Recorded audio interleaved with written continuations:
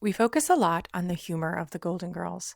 There's another side to the show, though, that I think gets overlooked. The girls attend a lot of funerals. I admire the way the show respectfully and honestly examines dying, grief, and loss. It's a topic we probably don't talk enough about in the real world. We're bringing you the 12 times the Golden Girls weren't afraid of talking about loss and grief.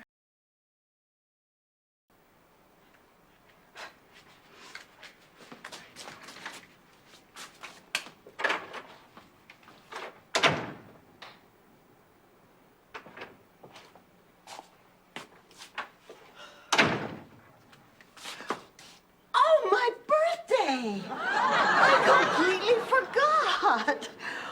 Well, I better make a wish and blow out those candles before Mr. Hickenlooper has the entire volunteer fire brigade up here pumping water on my clean kitchen floor. I swear that man will look for any excuse to make that siren sound through his nose. Inga Lundqvist told me just this last week. I know. Shut up, Rose, and blow out your candles. Okay. A wish.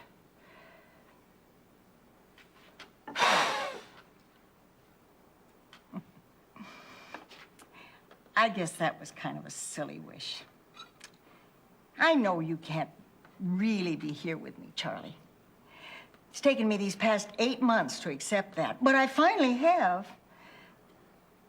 Then why our usual little private birthday celebration? Somehow it feels less lonely, Charlie.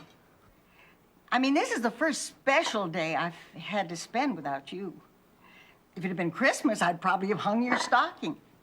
Or if it had been your birthday, I probably would have still asked the clerk down at Tuttle's to help me pick out a tie for you. Oh, I bet that would have gotten me some strange looks from the sales staff. Although they already look at me strangely. Because at the time I tried to special order a double-breasted navy suit with a drop seat in the pants for Cousin Wendell. Anyway, that was part of the reason. The other part was I wanted to talk to you. I know I didn't need a special occasion for that. It'd be more of an occasion if I stopped talking. But I figured since it was my birthday, you wouldn't be upset when you hear what I've got to tell you.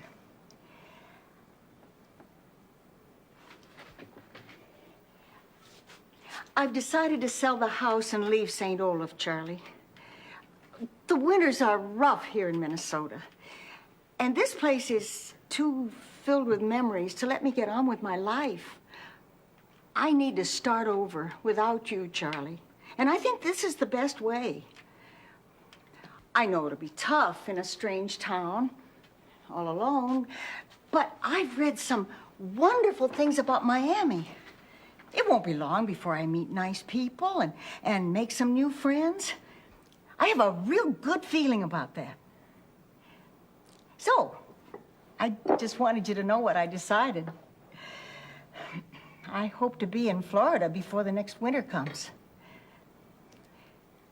But I know that wherever I am, you'll be right there with me.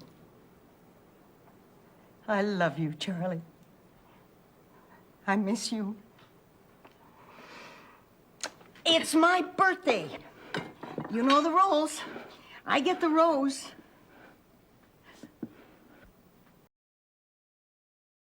You need to know about my cousin Ingmar.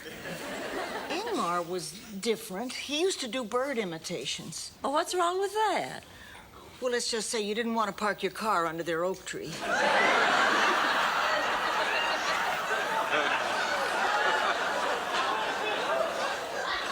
No. Ingmar was different. His mother used to say he brought shame to the house of Hassenpfeffer Stuhledunker.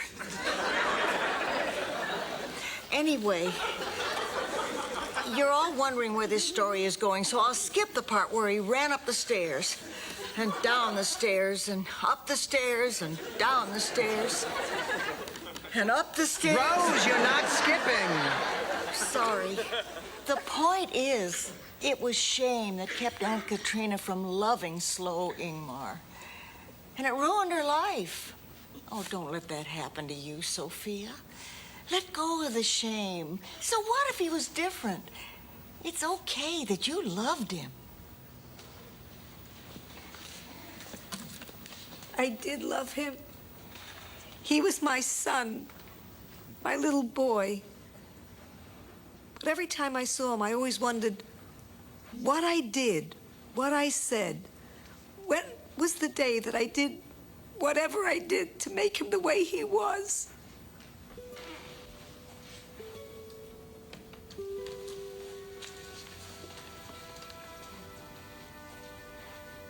What he was, Sophia, was a good man. My baby is gone. Oh, Sophia. I would give up everything that I ever thought meant anything to me if I could have one moment with you. I don't know if love can help you wherever you are, but if it can, honey, you've got it.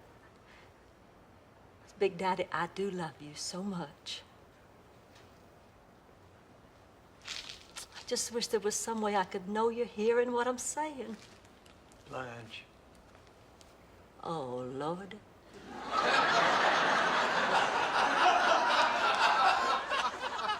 Dorothy, what are you doing? Oh, I'm sorry, honey. The cab driver says we better get going if we want to make our plane. Big Daddy, you remember Dorothy. Hello. Honey, I have to go now. You're in my prayers. You take good care of him, Mama, you hear me? I love you. I love you both. I'm nobody's little girl anymore. Oh, Blanche, what if she dies? She's a tough lady, Dorothy. If anyone's a survivor, she is. If she dies, I'll be an orphan. Can you believe it? I'm over 50 years old and I'll still feel like an orphan. I know. Oh, doesn't matter. You lose a parent, you might as well be 6.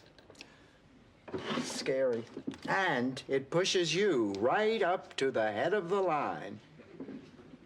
I know. Oh, God, I don't know what I'll do.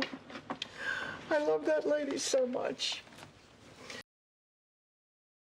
I was talking to Edith's daughter after the funeral. She had flown in from San Francisco. She kept telling me how bad she felt that she hadn't seen her mother in over a year. Well, it's hard to stay close to someone when they live clear across the country. Yeah, well, I live in the same house with my mother, and yet we spend very little quality time together.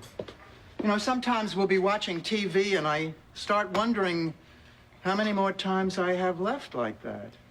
And I find myself staring at her, and like I'm trying to freeze her face in my memory. Like I never want to forget one single line or wrinkle. And suddenly she'll turn to me and say, "Why are you staring at me? I've been wanting to pick my nose for the past half hour." Oh.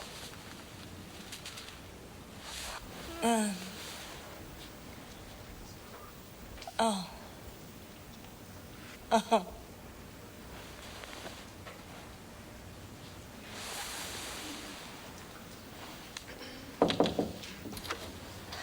Blanche, you okay? Oh, yeah, fine. I was just checking. Would you sit with me for a minute? Sure, Blanche. Well, you were doing a lot of talking in your sleep. Oh. You had that dream again, didn't you? I told you I heard voices in here and... Oh, God, it's Dorothy.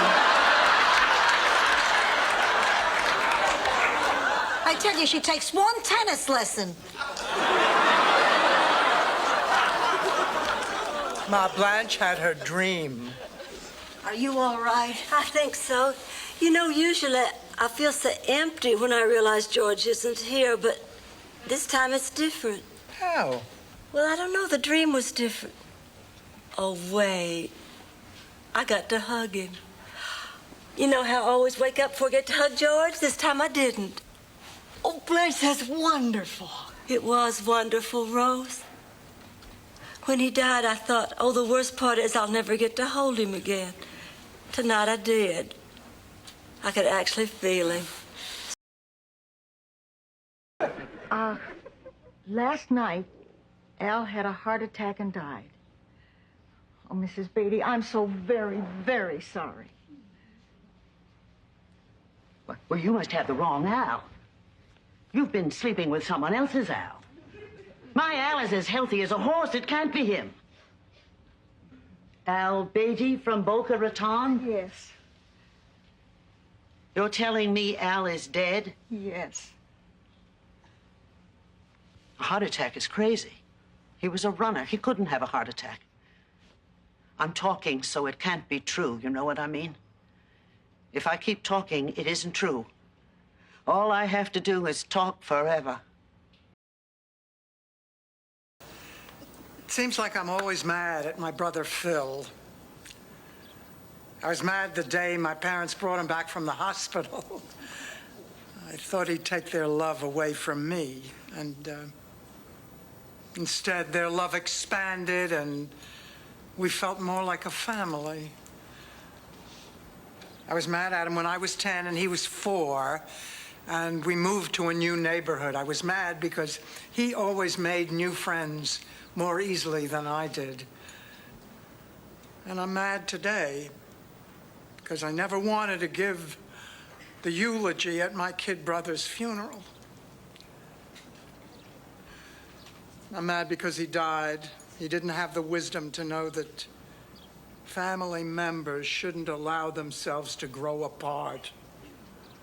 Because when this day comes, they can no longer tell each other how they care. If he'd had that wisdom, he could have shared it with me, and I would have known the hundreds of memories I have of just the two of us, eating ice cream on the stoop of our building, or going through the drawers at Grandma's house, or dressing up like the Bronte sisters. How those memories fill me with joy. Why didn't you have that wisdom, Phil? Why didn't you give us a chance to tell you how much we loved you? Charlie had a heart attack. And it wasn't like this? Oh, it was much worse. If only the paramedics would get here. Charlie made me dress him when he had his heart attack before the paramedics got there. But he wasn't dressed? We were making love. Oh, Rose, honey, you never told me. He died while you were making love? Well, he didn't die then. He had his heart attack then. And he told me to dress him. And? And I dressed him. And then we had a fight.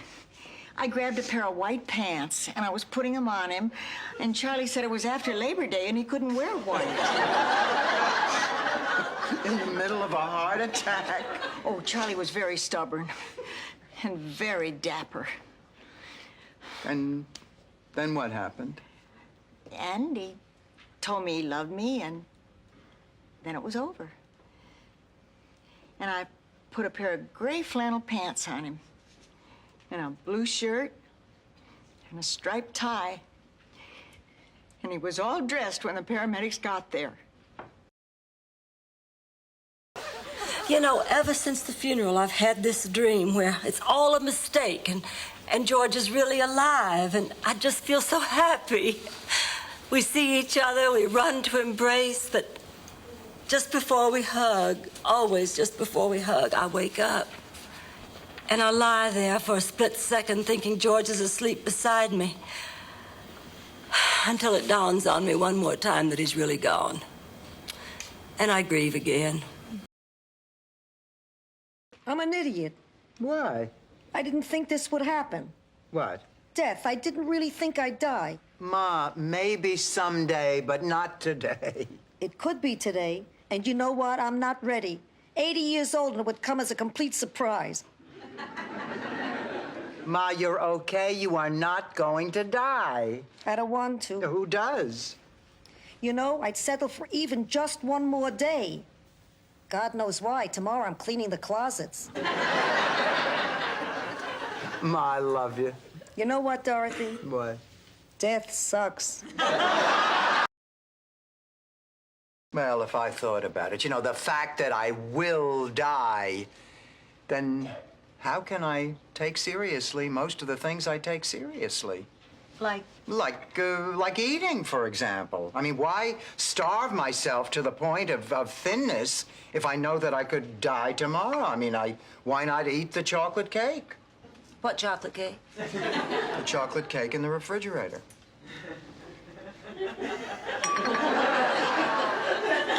You know, you have a point, Dorothy.